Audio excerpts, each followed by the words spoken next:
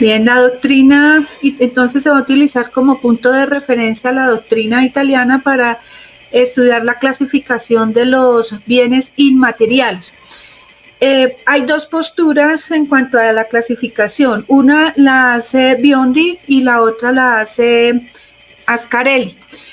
Biondi dice que los bienes inmateriales se agrupan o son las energías, el espacio aéreo, el trabajo y el hecho del hombre, las obras de ingenio, las situaciones jurídicas o de hecho.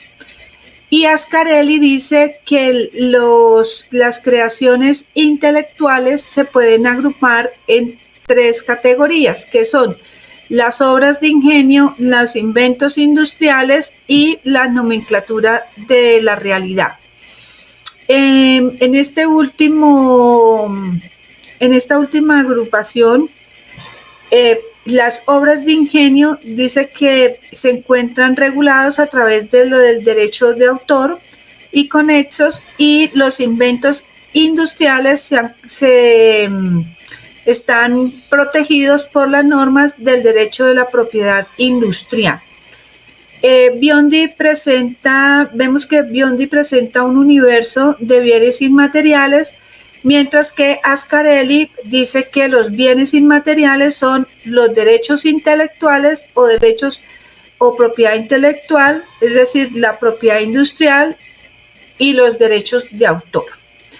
En cuanto a los bienes inmateriales como objeto de derechos, las tendencias jurídicas actuales admiten que los derechos reales también pueden versar sobre las cosas incorporales o los derechos y bienes inmateriales, que si bien los derechos que recaen sobre bienes inmateriales se pueden considerar absolutos, como sucede con los derechos reales, estos derechos tienen unas características especiales debido al objeto sobre el cual recaen, que son cosas incorporales.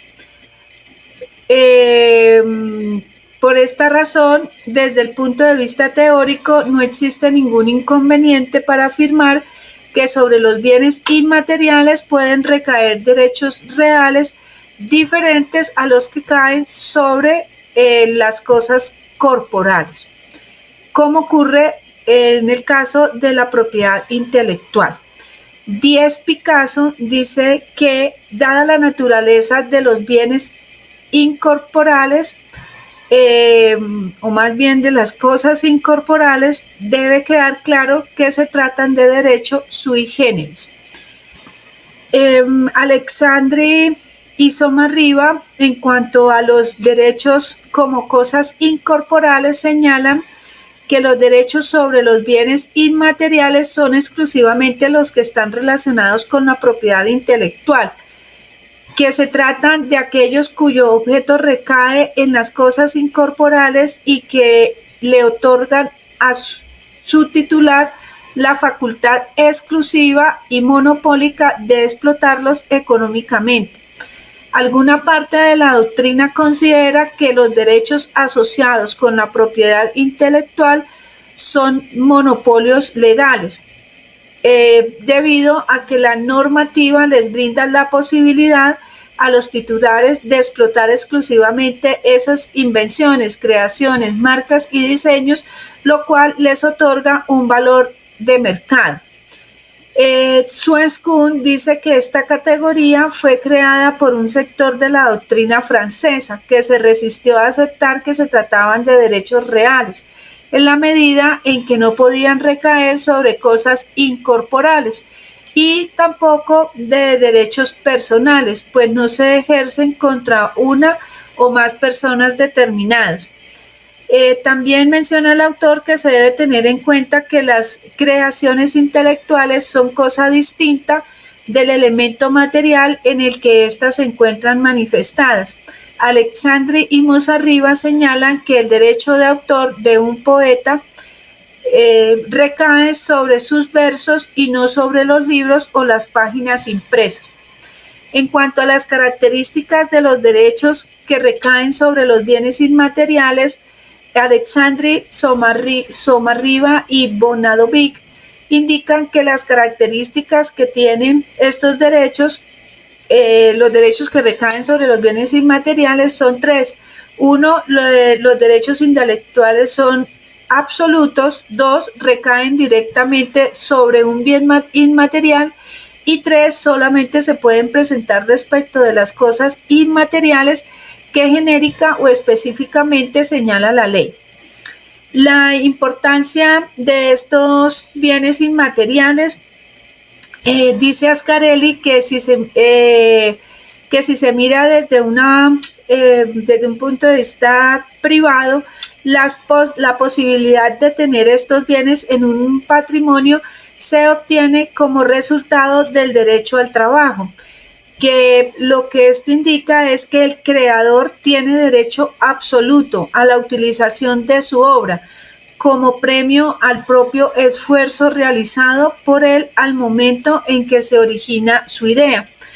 Que de lo anterior se desprende una facultad exclusiva que el derecho le otorga a cada individuo para reivindicar el uso de sus bienes, la cual se traduce en que el sujeto tiene derecho a recibir los frutos del propio trabajo y por ello las creaciones intelectuales que cada uno puede alcanzar. Otra postura con respecto a este tema es que la justificación del derecho absoluto a la utilización de las creaciones intelectuales se halla en el interés de promover el progreso cultural y técnico de la humanidad. Estos bienes trascienden la esfera de lo patrimonial y se extienden hasta la órbita del interés público, el cual encuentra su mayor satisfacción con el reconocimiento de un derecho absoluto que otorgan los ordenamientos jurídicos para su utilización.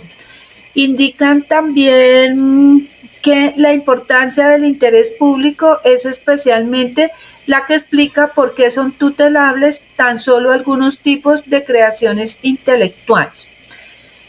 El otro tema que abarca el artículo es la posesión.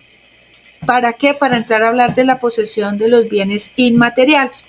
Y dicen que la posesión ha sido estudiada dice el autor que la posesión ha sido estudiada desde el derecho romano, pues es a través de ella como se da la manifestación física y material de la titularidad que tiene un sujeto de derecho respecto de los bienes que se encuentran a su disposición. La importancia del estudio de la posesión es porque la posesión revela la existencia de un derecho real.